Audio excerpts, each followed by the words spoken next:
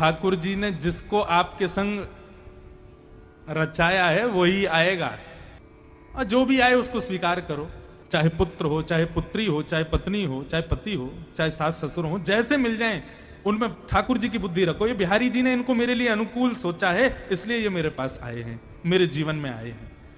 विश्वास मानिए, बिहारी जी का प्रसाद मान करके पति को, पत्नी को, सास ससुर को, बच्चों को स्वीकार करोगे ना, तो प्रसाद सदैव हितकारी होता है, कभी अनहित नहीं करता।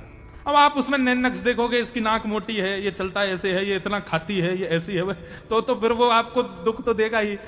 लेकिन प्रसाद कैसा भी हो, कैसे भी पात्र में हो, कैसी भी स्थिति में हो, पता, अरे कहां तक कहे महाराज, मंदिर का प्रसाद यदि जमीन पे भी गिर जाए ना, तो हम विचार नहीं करते कि जमीन कैसी, तुरंत उठा के खा लेते हैं।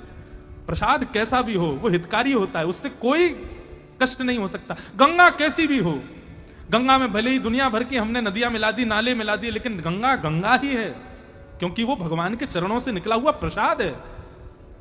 इसी प्रकार संसार के संबंधों को भी प्रसाद मान करके स्वीकार करोगे तो आपका कभी अनित नहीं होगा।